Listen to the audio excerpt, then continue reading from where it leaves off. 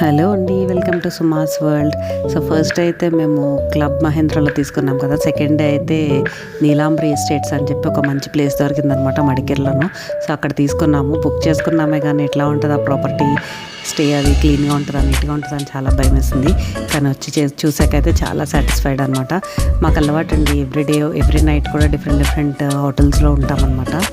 ఇది చిన్న property, just ఒక 8 రూమ్స్ అట్లా ఉన్నాయి మనకి. 8 రూమ్స్లో కూడా మనం కావాలంటే ప్రైవేట్గా మన కోసమే బుక్ చేసుకోవచ్చు. చిన్న చిన్న పార్టీస్ కూడా నేను చేసుకోవచ్చు. ఇక రూమ్ దగ్గరికి వస్తే మాత్రం చాలా స్పేషియస్గా, నీట్గా, క్లీన్గా ఉందండి. క్లబ్ మహేంద్ర కూడా కొంచెం పెద్దగానే అనిపించింది. క్లబ్ మహేంద్ర రూమ్ కంటే కూడా ఇది కొంచెం నీట్గా పెద్దగానే అనిపించింది నాకైతే రూమ్ అయితేని. సో ఇక్కడ నుంచి వ్యూ అంటే పైకి టెర్రస్ మీదకి వెళ్తే మనకు చక్కగా ఎస్టేట్స్ అన్నీ కనిపిస్తాయి అనమాట. ఇంకా స్విమ్మింగ్ పూల్ కూడా ఉంది. ఆల్రెడీ చాలామంది యంగ్స్టర్స్, కాలేజ్ వాళ్ళు వీళ్ళందరూ కూడా వచ్చి ఉన్నారనమాట.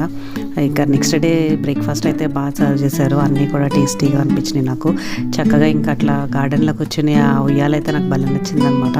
ఆ గార్డెన్లో కూర్చొని చక్కగా బ్రేక్ఫాస్ట్ అయితే మార్నింగ్ ఎంజాయ్ చేశాను. సో మనకి పెద్దగా డిస్టర్బెన్స్ కూడా ఉండదు అనమాట అండి. అలా ఇది సిటీలో కాకుండా సిటీకి కొంచెం దూరంగా నేచర్కి దగ్గరగా ఉన్నట్టు ఉంటుంది అనమాట. ఇంకా బ్రేక్ఫాస్ట్ అయిపోయాక అట్లా కిందకి కాఫీ ఎస్టేట్స్లోకి వెళ్ళొచ్చు అని చెప్తే కిందకి వెళ్ళామన్నమాట. అట్లా నడుచుకుంటాను. మార్నింగ్ కాబట్టి చాలా చల్లగా బాగుందండి వెదర్ కూడాను.